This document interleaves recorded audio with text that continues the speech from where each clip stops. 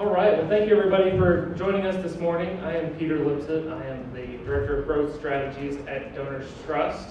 And before we get started today, we're just going to go through one by one, have everybody stand up to say their name, their home address preferably, and then their largest charitable contribution that they made last year, just the details of that. Feel free to tweet those out as we discuss it, just so everybody can know. So who wants to go first? Okay, thanks. No, I don't see a lot of volunteers for that. That's really that's strange. Well, if secretaries of state in California, New York, and sadly a number of other states get their way, while they may not ask you to stand up and share that information, all of that information will be publicly available.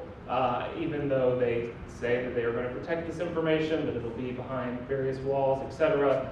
We have certainly seen that leaked. People on this panel have seen that leaked in the past. And so today we're going to discuss why donor privacy is an important issue, why it matters, not just to donors, but also to the organizations that they support. And we're going to hear from Vic Bernson, who is the General Counsel of Americans for Prosperity. AFP is actively engaged in the legal fight in California to make sure that these ridiculous rules get overturned and don't become the law of the land, but actually are beaten back. And he's going to share some great insight on a victory they had and then the continued fight that goes on, because as we know, these legal fights are never done, especially in the Ninth Circuit. We'll also hear from Lawson Bader, president of DonorsTrust, which is the community foundation for the liberty movement. And he's going to talk a little higher level view of donor privacy, what it means, why it's important, and what we can do about it. But first, and actually before I introduce our first speaker, we also have a contest for everybody who's attended here. If you'll, on your way out, drop your business card or hand it to me or to Lauren Skyver in the back, and wave Lauren, or fill out a card or we'll scan you. We're going to give away one free, service-free year, or fee-free year of service with an account at DonorsTrust. No minimum, just as a way to show you how a donor advised fund can actually be helpful in these things. So please enter, and it'll be great. First, we're going to hear from Chris Rufer. Chris is a terrific businessman, maybe you know, from outside of Sacramento. He started Morningstar Farms, and I guarantee you've eaten their tomatoes in some way, shape, or form, because they account for about a quarter of the U.S. volume of tomatoes. And so Chris built his company on good, solid libertarian principles that we share, so he's living proof that these ideas actually work in practice. He's going to speak a little from the donor's perspective of what it means to be a donor to this movement, and why the privacy aspect is important. So Chris, I'll kick it over to you if you want to come on up here to start. Thank you, Peter. So we, actually it's not Morningstar Farms, although we do farm a bit, which is small, but it's relatively large if you look at farmers, so we probably farm 10, 12,000 acres. But it's a small amount of what we do, basically process tomatoes, and there we do quite a bit. I've donated in libertarian organizations for my entire career, as far as after getting out of school. So you start donating $10 or $15 to somebody, and then you donate 100, and you donate a little more. My perspective is the long-term versus short-term. So I was asked to talk about how and why I donate. I donate probably 95% of what I give is to a libertarian-type social organization versus to the kids at home and to the welfare program and whatnot, which are all important and whatnot, but people have different reasons for giving. And a lot of the short-term stuff is for the short-term charity, you want to get your name out there and social and whatnot. So I'm not a country club or anything else, and I just don't. I'm interested in the long-term, how it can benefit people over long-term.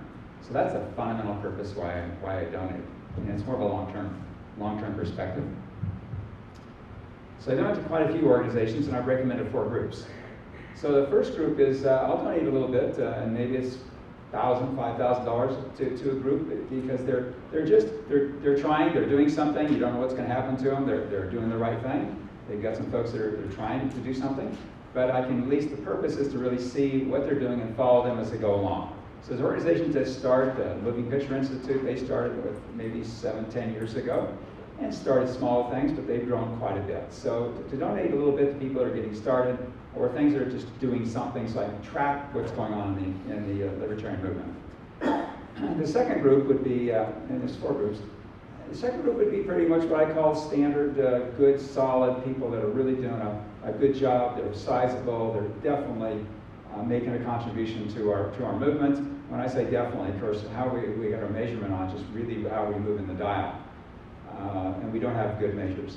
But it seems they're really doing a really good job at this. A reason would come to mind: a good, solid organization, great folks, really doing good things. The third category of folks that I donate to are more interesting, and they include some of the groups, maybe like a Reason, who are some of those groups in number 2.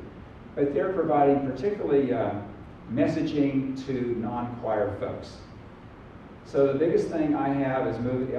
We got, you're here at Freedom Fest, and there's brilliant folks with all the concepts, and you listen to Judge Napolitano and the other folks like that. The concepts are there.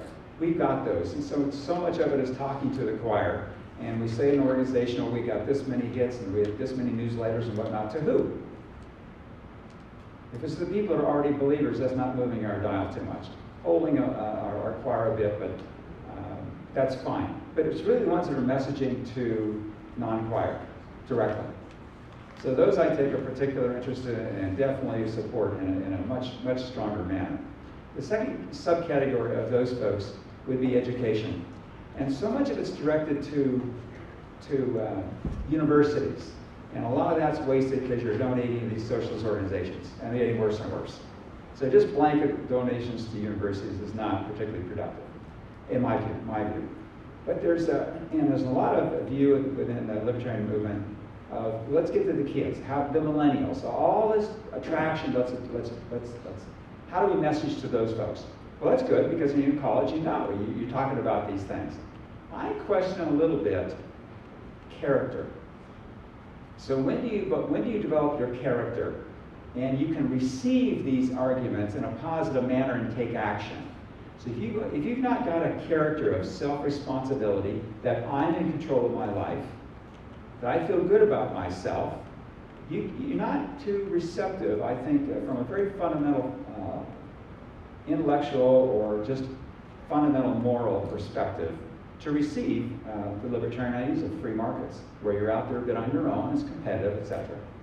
So I've been donating quite a bit to actually K-12, and to try to develop that, particularly organizations that are different. And yeah, there's technology to improve education, but there's also developing character. So there's a group of Jeff Sandifer in Texas with the Acton Institute, or Acton Schools. So there's some 3 R's there in the morning, you might say, and the academic level, and then there's projects. So it's working with people. And in business, I found out that the ones with the brains, fine, there's a lot of great things there, but there's a saying that the A's work for the C's. Where's that saying come from? Some of those C's just have some character that the A's don't have. The A's receive information, regurgitate, great, I got an A on the test. The others, they've got some emotional intelligence. So working with folks at a level that's very young to develop character. And yet that kind of character can be far more receptive then to the ideas that we have that they may receive in college. So that's 3. The fourth one is political. So the political part, I have to back up a little bit. If you look at the total movement, for me, it's the culture. We can talk about the Constitution all day long, and we do here quite a bit. But the culture, frankly, there's a saying, if it's not in the hearts and minds of the people, what's on paper is worthless. So the Constitution's great. You've identified what you want to do. Here are the rules we're going to live by. If that's not in the hearts and minds of the people, we're dead. So culture, to me, is first. But on the other hand, politics has two serious elements. One is messaging. So you get an opportunity with a presidential election to message, to get our message out. So I think that's very, very important.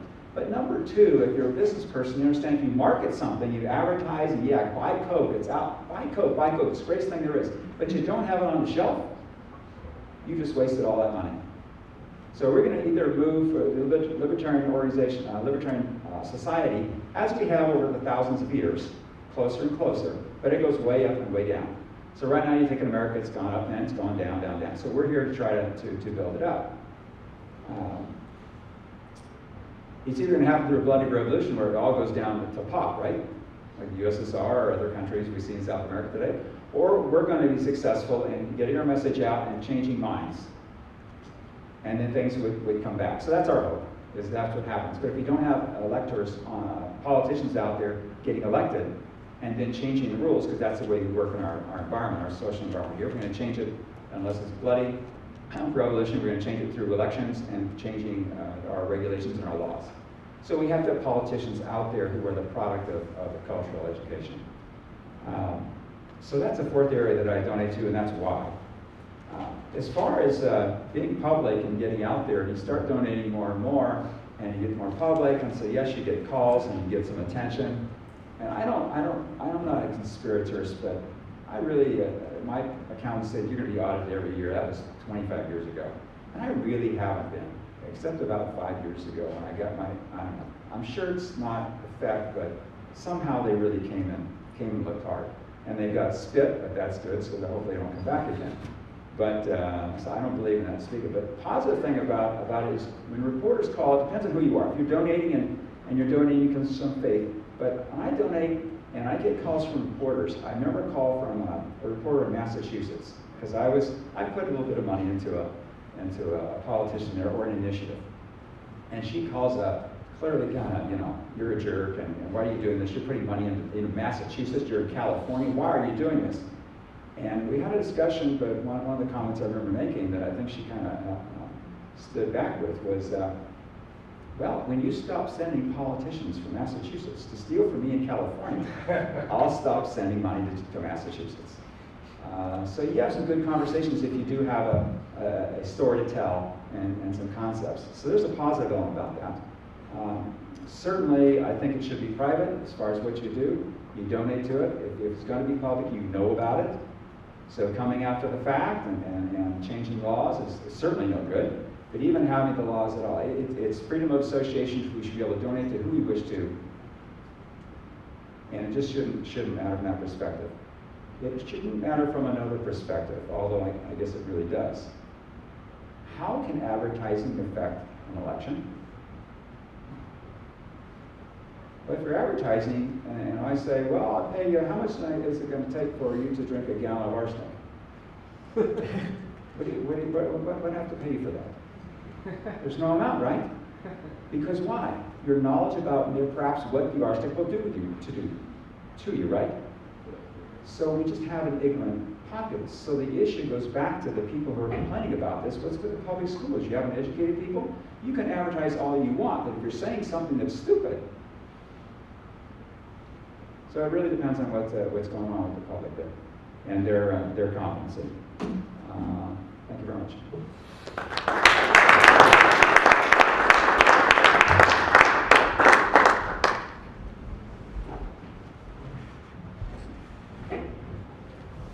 Thank you very much, Mr. Rufer.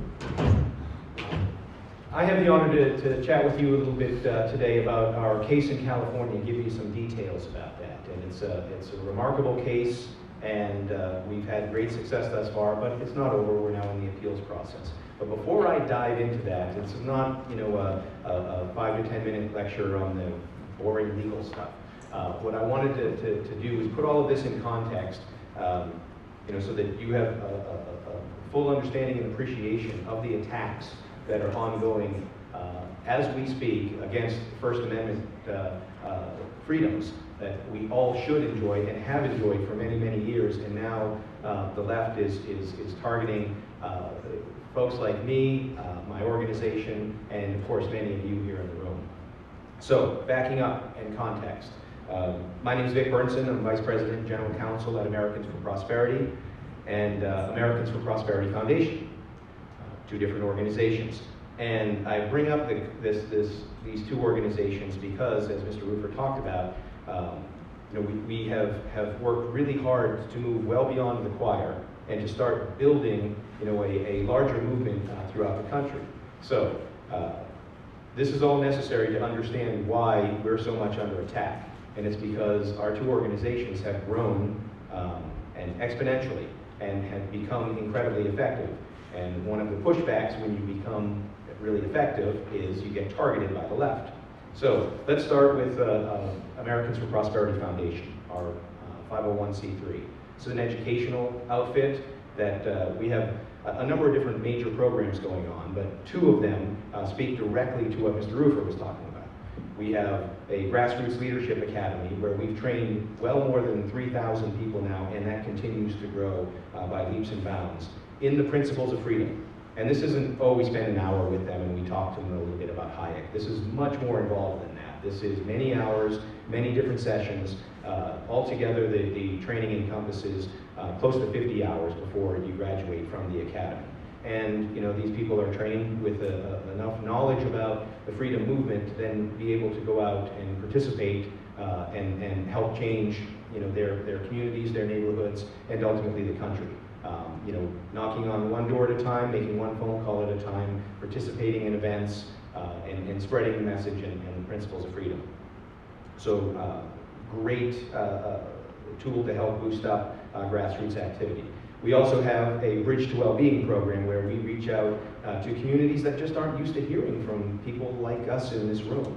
And these programs are, whether it's directed at inner cities, black churches, or just a variety of other places where a lot of people in the center right don't bother to go. We're going, and we're reaching out to them not only with dry economic messages, but we talk to them in practical terms about how the principles of freedom can help change their lives, and they can do this for themselves, whether it's couponing or whether it's taking charge of their own health care, understanding some basic principles of the Constitution, but by reaching out to these people in a way that they go, I can take charge of my own life.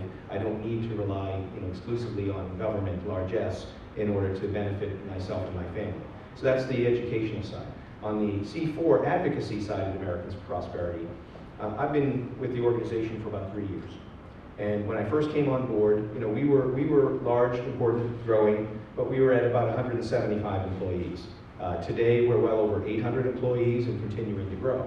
And I mention all of this because, in terms of grassroots activism, this isn't braggadocio, this is the simple truth. We have become a juggernaut in the country. We are incredibly important and influential, and we focus most of our efforts at the state level. We do have, some folks who work directly on Capitol Hill, but our real efficacy is in the states. And we have about 100 different field offices all around the country, and the vast majority of those 800 employees are, in our state chapters, where they are doing the daily work of reaching out and engaging, their fellow citizens about the principles of freedom. That's what we do. We have our state director from Arizona in the room, Tom Jenny, and one of his colleagues, Bose Whitbeck, who may have the best name in all of AFP. Love that name. So we are incredibly effective at the state level, and all of this has led to this California case that I'm up here to talk about. Because we're moving the needle so much on public policy, state by state, when we're in a fight, whether we go in and just unleash our folks and knock on well over 50,000 doors in a weekend, and it's not made up numbers, guys. This is real stuff. In a single weekend, when we unleashed our entire apparatus, all 35 state chapters and our national headquarters office, in Florida, about a little over a month ago, we made 1.1 million contacts with the citizenry. That's not robocalls. This is live calls or people knocking on doors. That's the kind of outreach that we have now. And the left has stood up and taken note. And one of the ways they did that was to go, you know what? We think that we may be able to silence these people. They're becoming too good, too effective, and we're going to go after their donors. And the way we go after donors is by making them uncomfortable and trying to silence them by forcing disclosure of who they are, where they donate, how much they donate, and such. And they kind of look at the examples that have come out of California, where the individuals in high positions, their donations have been revealed, and they've been protested and mocked and basically run out of their offices. That's what they're looking to do. So in California in 2013, Kamala Harris, the sitting Attorney General, who is unfortunately likely to be the next U.S. Senator out of California as well, she targeted us. And she sent out a diktat that said, look, unless you hand over your tax return that has all of your donor information on it, we're going to shut you down in California. And we respectfully declined, and then she followed up and said, okay, we're going to take this to another level then. Unless you turn this over, not only are we going to shut you down, but we're going to fine you in your individual capacities. You can't be reimbursed by your organizations, your officers and directors, folks like me. Are you kidding me? This is just an outrage. So we took to the offense. We sued. And 2 years of discovery, hard fought every inch of the way. And let's face it, most organizations don't have the resources to fight back. So thank God we do, and it's because of donors like you. Could you clarify, who did you sue exactly? We sued the state of California and the Attorney General in her capacity as Attorney General. So the case is entitled Americans for Prosperity Foundation versus Harris. And because we sued, we got to trial, and after so many depositions and so much time, effort, money, resources spent on this case, and it was remarkable, folks. I got to tell you, yeah, I'm a lawyer, and the legal stuff is on TV is pretty exciting, but in real life, most of you know, it's like watching paint dry. It's terrible. This is not the case with our California case. What we were looking at was just an extraordinary situation from start to finish. The presiding judge, Manny Real, 92 years old, sitting 50 years on the bench, appointed in 1966 by Lyndon Baines Johnson. Okay, so left of center, but old school and understands the First Amendment, understood the principles that were at stake in this case. And at 92 years old and 50 years on a federal bench, this is a guy who doesn't take a lot of guff. So he's renowned for being a bit of a curmudgeon. He was, and I've never seen anything like it. It was much more like a TV drama than it was a typical boring court drama. And he did have about 50 or so outbursts during the 2-week trial, and the score was 50-0. All of them were directed against the state of California and their team for all the shenanigans that they were pulling, and he was just beside himself. And I'll go into a few more details of the case in just a moment, but we won. And it was a huge victory. It's a landmark type decision. And now the California Attorney General will appeal, so we still have a fight on our hands. We still need resources. We still need help from good folks like you, because we need to carry this all the way through. The Ninth Circuit is not fertile territory. They're awful. Most of us know that. And there's a possibility they may reverse. It'll be hard. The judge wrote the decision in such a way that was specifically designed to make it difficult for the Ninth Circuit to reverse us. But if they should, we'll continue our fight all the way to the U.S. Supreme Court, because it's just not right as a matter of freedom, fairness, and the U.S. Constitution for the Attorney General to demand your information as a donor, and then to turn around and to use that to either audit you because she doesn't like what you're doing, or to leak it to her friends at MoveOn.org, Code Pink, etc., so that they can turn around and start boycotting you, your business, having marchers outside of your home, destroying your personal property, because that's what they do. We know that's what they do. There is an established track record of all of that. So, in the trial itself, just remarkable stuff went on. We proved our case first, and we had a number of our officers and directors come up and talk about the threats that have been made against them. Not only our CEO and his life and his family's lives, and at basic simple events where we're engaging the public, union activists coming and cutting the tent down and having it crash down on the people inside, just terrible things there. A video game made that had people with weapons going through a simulated AFP office building and killing all of us.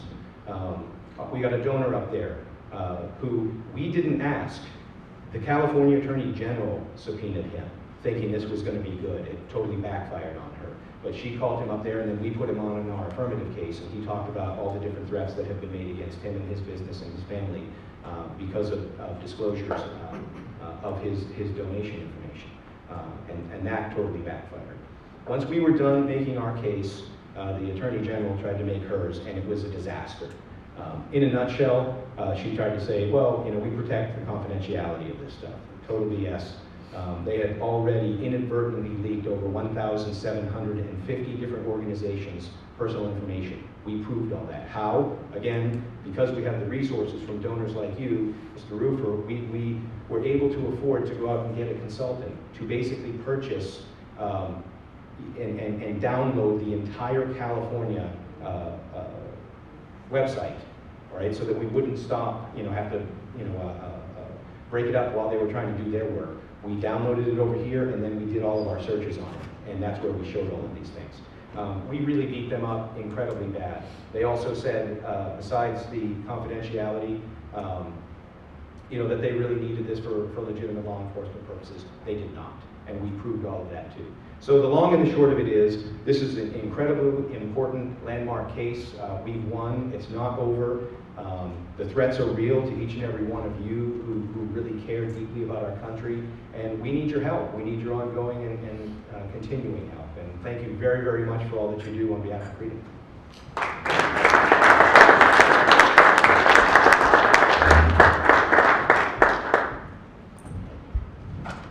So I want to do something that I saw done last year. Raise your hands if you support gay marriage. Raise your hands if you're uncomfortable with gay marriage. Raise your hands if you're uncomfortable. I just asked that question. That is the reason why donor privacy matters, in very, very simple terms. Let me just take a 10,000-foot level, as Peter mentioned, of why we're seeing some of this today. I was in Lithuania a year ago, and there was a conversation between 6 CEOs of US nonprofits and our counterparts in Europe, and inevitably it turned to the conversation of donors and privacy and who reveals what and whatnot. And it was an interesting conversation because to a person, the 6 US CEOs are quite clear that in their instances they don't release any donor information outside of large dinners where there's table sponsorships and these sorts of things. And the conversation was very one-sided. And then finally the US folks got talking because we tended to talk too much anyway. And the Europeans looked at us and literally said, "You're crazy. We did the exact opposite. We released all the information." And the Lithuanian group in particular said, "We release all the information because we make people feel guilty if they're not supporting us." I thought, that's actually an interesting tactic, and that might be very effective, but there was a disconnect between the reasons why the US folks were concerned about it, outside of the principles, which I'll allude to, but it was also the misuse of the information that we see so familiar that the Europeans were not quite seeing. So there's a disconnect. And because we approach it differently, I think it's important to look at that 10,000-foot level, especially as it relates to the C3 world, the C3 charitable community. C4s, of course, are in a slightly different environment. So I want to talk about your run-of-the-mill foundation charitable organization. There's really 3 main points I want to make. The first is the concern over donor privacy is really more of a political one, not necessarily a citizen-generated one, and I'll explain that in a minute. Secondly, nonprofits, our industry is already a highly regulated one, more so than people realize in terms of what information is made available. And then thirdly, and perhaps most importantly, transparency is a misused word. But transparency fundamentally applies to government, whereas privacy applies to citizenry. So very important distinctions. So the concern over donor privacy is sort of a political one. There was an organization, Heart and Mind Strategy, spent 16 months doing literally door-to-door campaigning, knocking on, getting information, and tested this and came up with some very interesting data. That 8 out of 10 self-identified Democratic voters argue everybody should be free to voice an opinion. 9 out of 10 voters agree that every American has a right to support causes that he or she believes in. And that 3 and 4 voters agree government has no right to know what groups or causes they support. So where is this coming from? Largely, it's coming from a small group of political activists that actually have their roots in the environmental movement. And there's other reasons too, and you can see this sort of moving aside, but organizations have been very frustrated these last 15 years, especially when it comes to climate conversations, affordable energy issues. Extremely wealthy businessmen like Tom Steyer, who have invested billions of dollars in windmills, who are not quite getting the return that they want because of how subsidies are sort of used and misused, are rather upset. And a lot of the impetus for the donor privacy, release the names has come from those groups, even though it has now spread to a much larger situation. So just this last week, for those who may not be aware of it, there were 19 senators that spent 2.5 hours on Tuesday night giving speeches publicly denouncing 29 organizations, many of which are in this room and in this audience, and me in particular, for their work on climate denying or whatever, and trying to out who the supporters are. 2.5 hours, 19 senators. They released this large web of denial of various groups, and I can't decide if I was happy that DonorsTrust was smack in the middle or not, but being the former head of the Competitive Enterprise Institute and now the head of DonorsTrust, it puts me in the middle of that no matter what, which is why I have felt the pressure from the donor give away all my information issue. So it really is this environmentally led but now broad movement, but is not as much a citizen one. When you have run-of-the-mill conversations with your neighbors, regardless of your political persuasion, they get very uncomfortable with the idea of you knowing that they support X or that you support Y. Secondly, the nonprofit being regulated. For those who don't really understand, if you want to know how much I make or how much I made at the Mercatus Center or the Competitive Enterprise Institute, that information is available easily. The board members that I have worked with, their conflict of interest, how much they were paid, if they in fact were paid, how much was spent on fundraising versus actual programs, that information is all there. It is legal for 501c3 organizations to actually spend some money on lobbying in the way that you and I know it. If so, they claim something called the H exemption. It's perfectly legal. If they claim that, it's public and you know that, and you may make a decision that you choose not to support something because of that, and that's your right. The point is that information is all there. There also are ombudsmen, Charity Navigator, GuideStar, Charity Watch, that assign ratings based on some of the things I just mentioned, how transparent you are on these things related to managing of the nonprofit industry. And there are also a great deal of best practice organizations, codes of conduct come out by the Council of Nonprofits and the Philanthropy Roundtable, among others. So there's already a great deal of information. And frankly, every time you see a bad apple, it's a bad apple because all that information has been made public in all these traditional ways. Some of the frustrations that you've seen with Wounded Warrior Project have come out of exactly this disclosure that's already there. Even the focus on the Clinton Foundation is, yes, partly because of who the name is, but it's also coming out because of some of the inconsistencies you've seen in their own disclosure statement, so it's all there. But thirdly, and this really is the most important part, has to do with this misuse of the word transparency. We elect politicians. And we elect politicians and we essentially pay for them and what they do with our taxes, which means we therefore have every right to read their work emails. We have every right to understand how and where money is spent within the government structures, and we have every right to put a camera in City Hall if that is what we desire. However, as private citizens, government does not have the right to read our personal email, know where we spend money on, or put cameras in our homes. And it's a fundamental misunderstanding about the relationship between citizens and state. It's a misuse of what the word public actually means. There's also this concern where we see privacy, they see secrecy. It's a different approach to the problem. A lot of progressive activists, for example, have $360 billion in private aid in 2014 in the United States. It's a lot of money. Many progressives see that as public money, especially because it actually means that government did not have $360 billion to spend on solving problems the way they would like to solve problems. It's a completely different way we approach the issue. The reason really has to do with tax law and the Supreme Court in particular. So income tax. What are income taxes? Well, the contributions that you and I make for the public good, that we do so involuntarily and through force. That's what it is. But charitable donations are contributions that we make to the public good in the understood sense of the word, but they are, of course, direct to organizations and they are completely voluntary. Money that you give away, either directly to an organization, some are represented here, to private foundations that many of you have, are neither part of your income nor were they ever government's money to claim in the first place. It's a very important point. Has anybody actually read the 501c3 tax code? I actually got it out. I'm not going to read the entire thing. I was wondering one section. Okay, this is what defines They'll be here for a long time.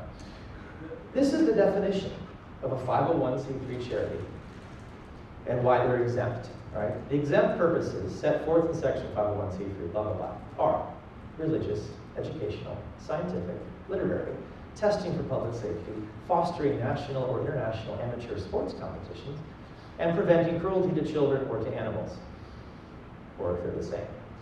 The term charitable is used in its generally accepted legal sense, and it includes relief of the poor, the distressed, or the underprivileged, advancement of religion, advancement of education or science, erecting or maintaining public buildings, monuments, or works, lessening the burdens of government, funny that one's okay, lessening neighborhood tensions, eliminating prejudice and discrimination, defending human and civil rights secured by law, and combining community deterioration and juvenile delinquency.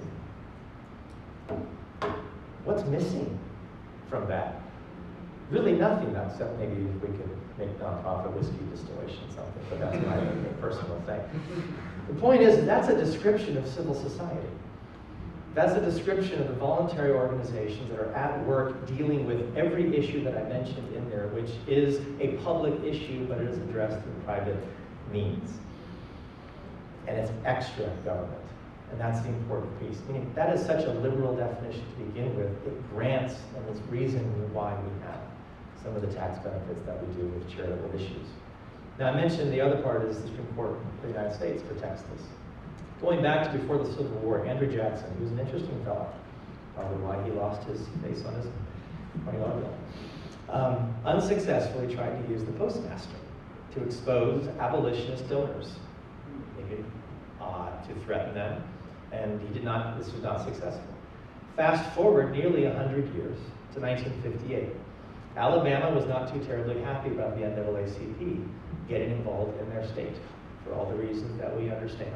And they tried to thwart them from doing this, including insisting that in order to conduct business, Alabama needed to know the donors of the NAACP's list. There, of course, was a lawsuit that went all the way to the Supreme Court, and in a unanimous decision, it was ruled the 14th Amendment protects the NAACP's right to confidential membership.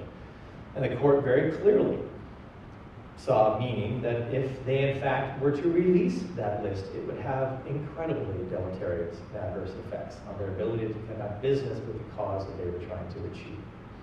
Free association is an incredibly important constitutional privilege that we have in the United States.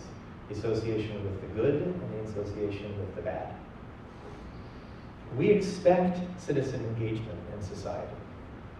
We yearn for it. We want free discussion. We want free action with minimal intrusion.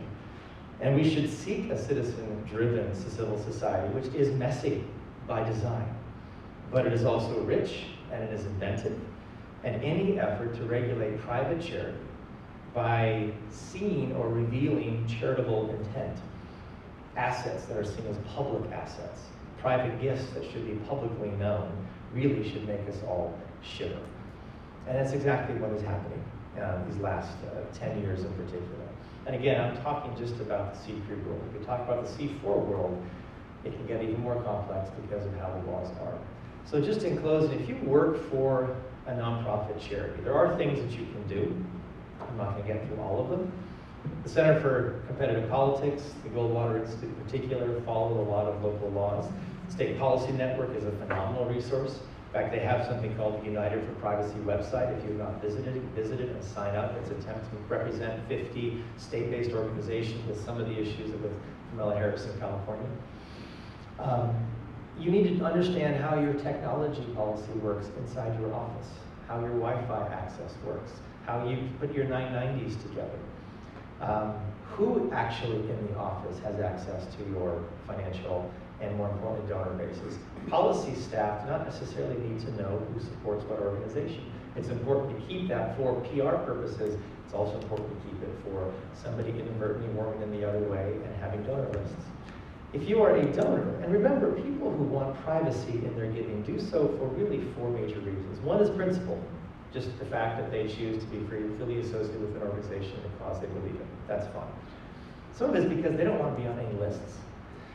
I always feel when I have this conversation, I need to apologize for 19 years that I sent direct mail to all of you. Repeatedly. I appreciate the fact that it was successful at the Mercatus Center and CPI, but I humbly apologize for the 9,000 trees I kill every single day, and the words and your mailbox, because I understand it. But that is a reason why people don't want to actually be on a list. People also work businesses, where if they are seen supporting a particular cause, it can come back to haunt them, of course, on their employees. And we've seen that all the time happen, especially with some of the California initiatives of late. And lastly, people give for religious reasons. There are many who feel very strongly about the biblical mandate to give with great humility and confidentiality. Many organizations that we make grants to on behalf of our clients all are religious in nature. And there's no desire to have a name there. So it's not a conspiracy where people see a conspiracy. From the donor standpoint, there are oftentimes things you can do as well. You need to understand the charitable intent of your receiving organization. How do they view privacy? How do they view transparency? Many view very much so they will make everything public, and that's their decision to do. There's nothing wrong with that decision to do, but you should know going in that that's actually the case. It matters because it's not consistent across the board. And then lastly, just as a very selfish plug, you can think about an organization such as DonorsTrust and donor-advised funds. Donor-advised funds are a very common growing mechanism these last 15, 20 years. They're an alternative to a private foundation. And if in fact privacy is most important to you, you can do your charitable giving through a donor-advised fund, especially one like DonorsTrust. That also happens to align with the principles. So we only make grants to organizations that essentially promote free enterprise, personal responsibility, limited government, that receive less than 25% from government sources. That needs to be a privately funded thing. But if you wish to give privately when you open an account, then we are making a grant on behalf of DonorsTrust. Your name is not there. It's a very important role. So I'll get the harassment, which I'm not used to these last many years. So I'm happy to take it on your behalf. But that is a mechanism that is actually a very important one that we want to encourage and promote, especially as we see what California is beginning to do with the Schedule B. Just as a technical question, one of the issues in the California case is something called the Schedule B. Every charity in the United States is required to file a 990. That's where all this information is that I just told you about. I, as a foundation, have to file something that shows where we make grants to. But there's also something called the Schedule B, which essentially lists the top 10 donors to your organization. That's the privacy issue that Vic was referring to. Some of those are foundations, so there's not really anything private to begin with, but some are personal. And we're seeing some of that misuse, especially in New York and California. And one of the questions at stake is, why do states have to have this information? We already have to give it to the IRS. And while I'm the last person to say something nice about the IRS, there have been fewer leaks with the IRS on the 990 Schedule B issue than there have been at the state attorney general level, which is why we need to focus on the states in particular. So with that, we'll take some questions, and thank you very much.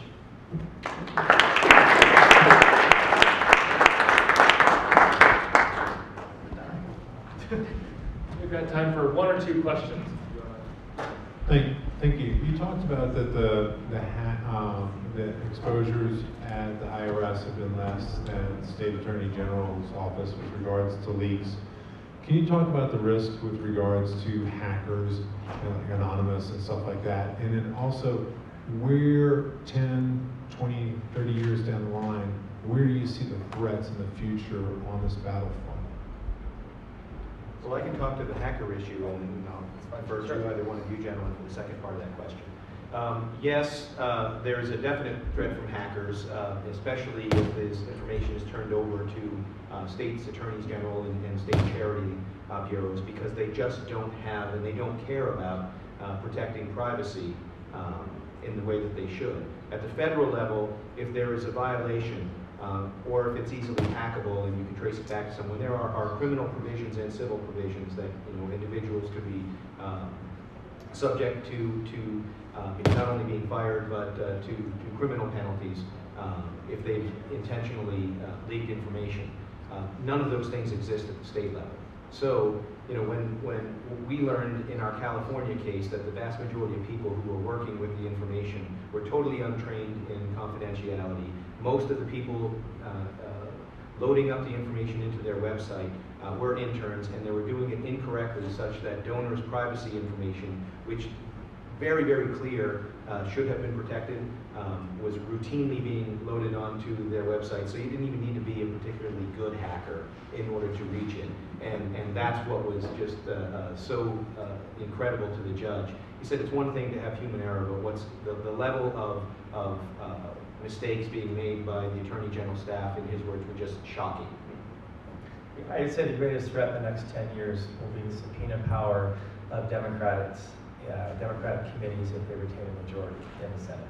Because you've already seen recently the use of the RICO investigation going after ExxonMobil, going after DonorsTrust, which is really a money grab, frankly. They're seeking a tobacco-like settlement with ExxonMobil. But if the Democrats take over the Senate with subpoena power, you will begin to see much more of my face on that side, looking up at a dais, wanting to know where my donors are. Chris, all right, one more question, Jerry. It's 12:20, which I think is end time, and I have the most non-cogent question ever conceived. I don't believe that, Jerry. You'll find another one someday. I think it's end time. That's great. So it's sort of this. Philosophically, do you believe in the Foundation 5% minimum grant rule? And if so, where does that leave donor-advised funds philosophically and regulatorily into the future, given I can make a perpetual donation to you? And given that you believe in your salary being disclosed, or I didn't say I believe so in it. Gotcha. You got me, I got you. So that's why I'm non-cogent. These are philosophical questions.